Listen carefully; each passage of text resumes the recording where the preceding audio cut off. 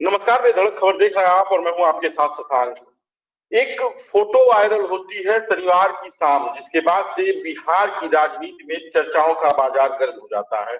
और उसकी वजह ये कि इस वक्त बिहार में विधानसभा के चुनाव की तैयारियां चल रही हैं।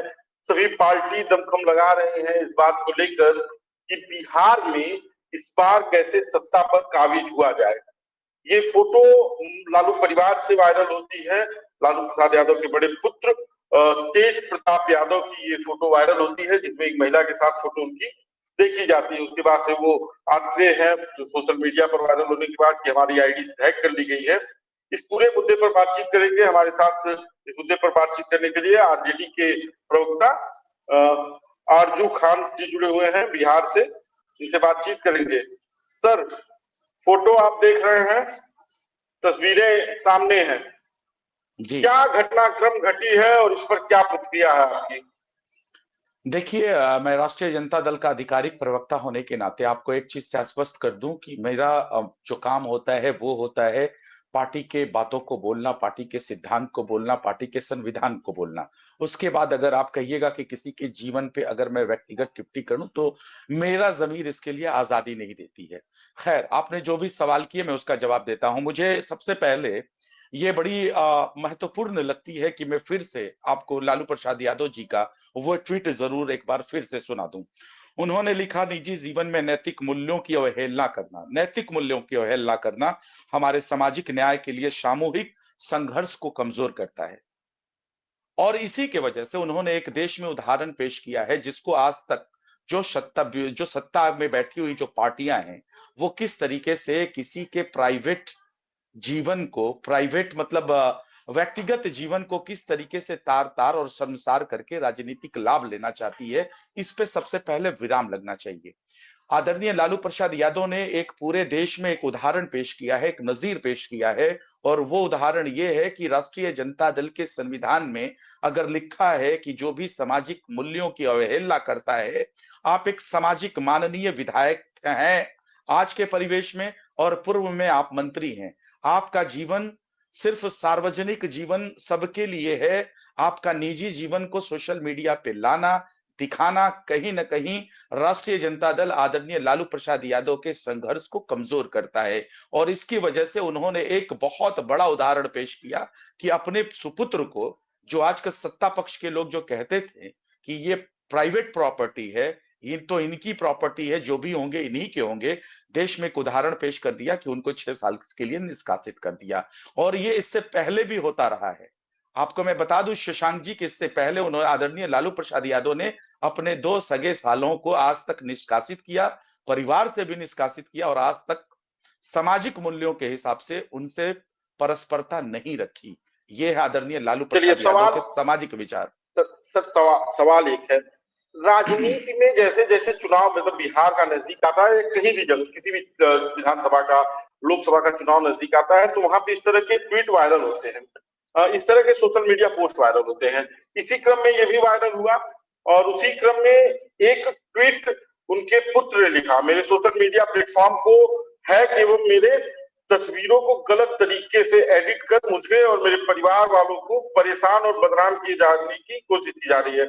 अपने शुभचिंतकों और फॉलोअर्स से अपील करता हूं कि वे सतर्क रहें और किसी भी अफवाह पर ध्यान न दें।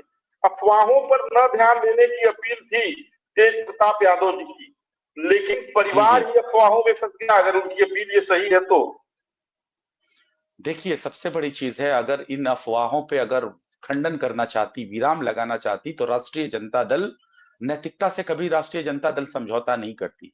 आदरणीय लालू प्रसाद यादव कभी भी अनुशासन से उन्होंने समझौता नहीं किया। और इसीलिए मैं बार बार कह रहा हूं कि देश में एक नजीर पेश किया है उन्होंने। अगर वो चाहते तो इसका खंडन कर लेते और अपने सुपुत्र को अपने साथ रखते, उसको लीपा पोती करके अपने घर अपने साथ में बैठाए रहते, राष्ट्रीय जनता दल में बैठाए रहते।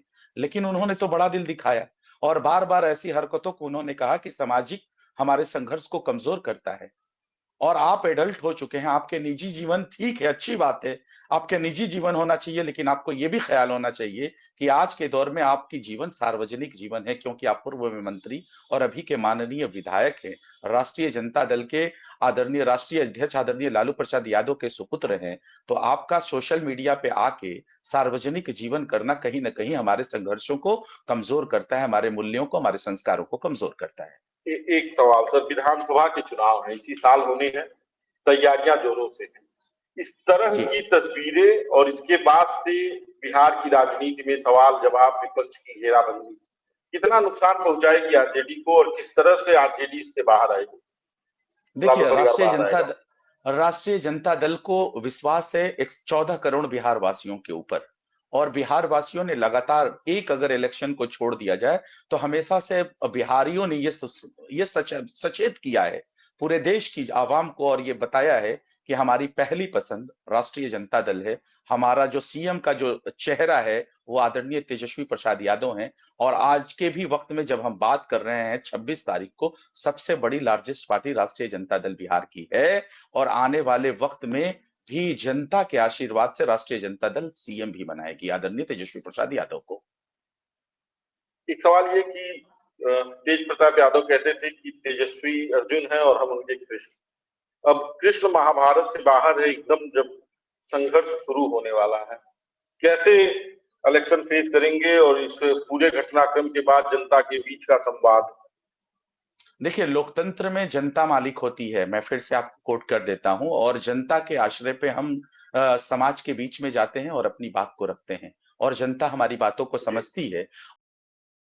पक्ष के अंदर बेचैनी है, परेशानी है, घबराहट है, बौखलाहट है, इसलिए वो किसी के पारिवारिक मसले को लेकर आके छींटाकशी कर रहे हैं। अगर मैं उनके लाइन पे आ जाऊं, तो सबसे पहले जिस तरीके से वो अमर्यादित भाषा का प्रयोग कर रहे हैं, सत्ता पक्ष में बैठे हुए अपने कामों को नहीं गिनाते हैं, किसी के प्राइवेट जीवन में चले जाते हैं। अगर मैं बताऊं, तो देश में तो तमाम नज़ीर है ना, भारतीय जनता पार्टी को तो इस पे बात भी नहीं करना चाहिए।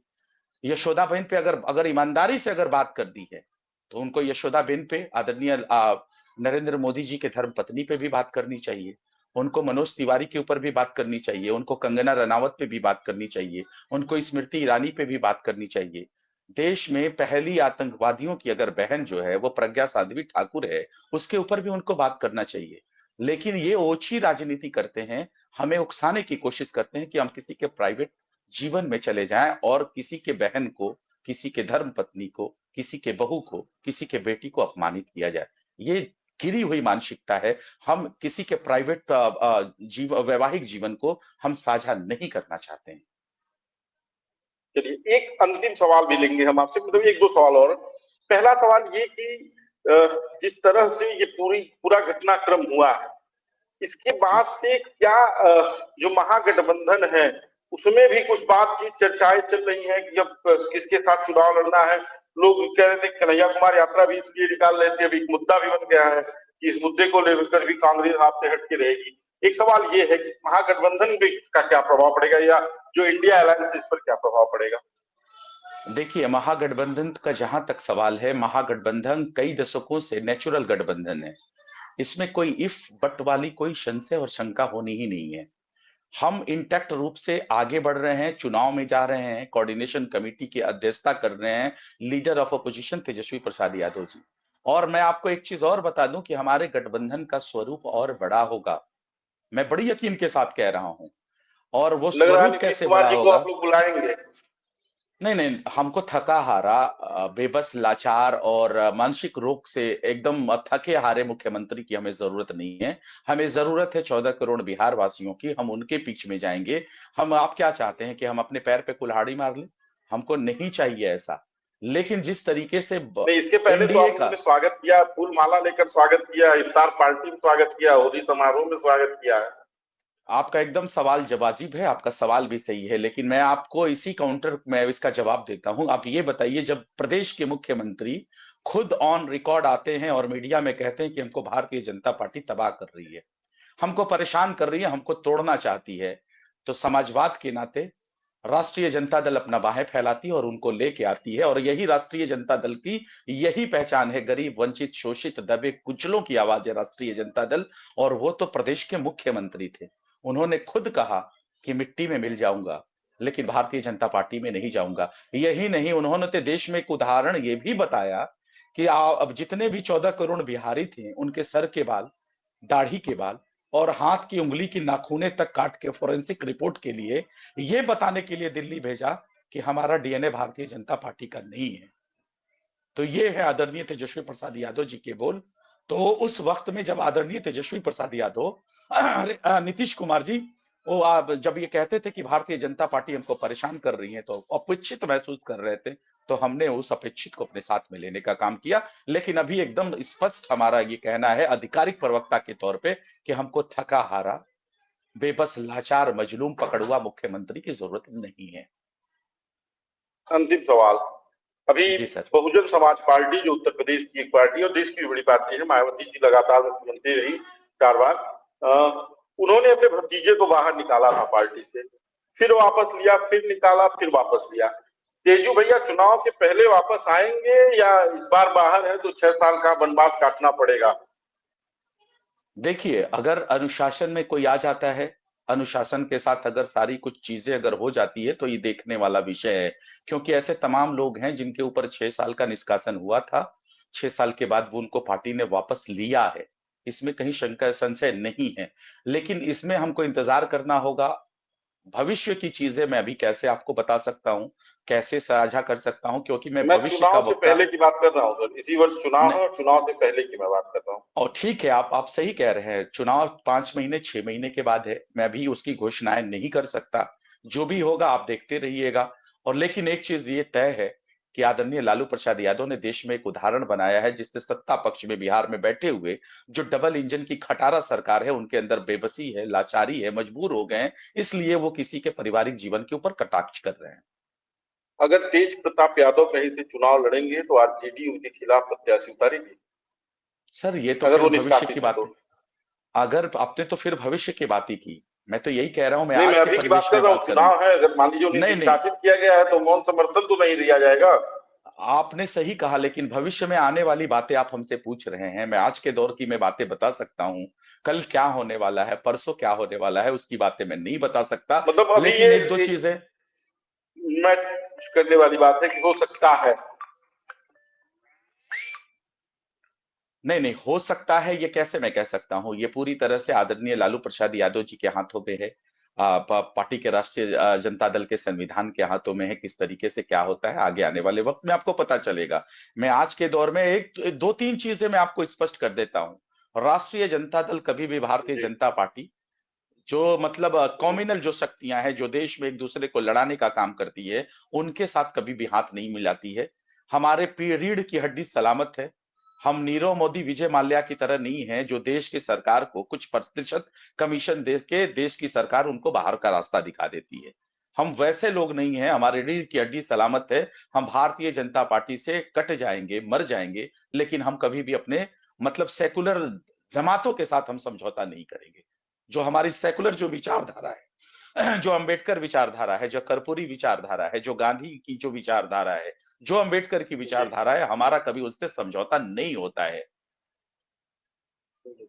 चलिए, हमसे जुड़ने के लिए बहुत बहुत धन्यवाद। तो ये थे हमारे साथ बिहार जी से धन्यवाद। आरजेडी के प्रवक्ता आरजू खान जी, जिन्होंने अपनी बात रखी, आरजेडी के अंदर क्या हो रहा है, परिवार पर क्या हो रहा है, इन सभी मुद्दों पर इन्होंने बात की और आने वाले चुनाव पर किस तरह से आरजेडी जनता के बीच जाएगी और जब तेज प्रताप यादव के ऊपर इस तरह की कार्यवाही हुई है उसको लेकर इन्होंने अपनी बात रखी। बाकी का इस पर आपका क्या कहना है हमें कमेंट करके जरूर बताइएगा। बाकी अब खबर देखते रहिए, वीडियो को शेयर कीजिए। धन्यवाद।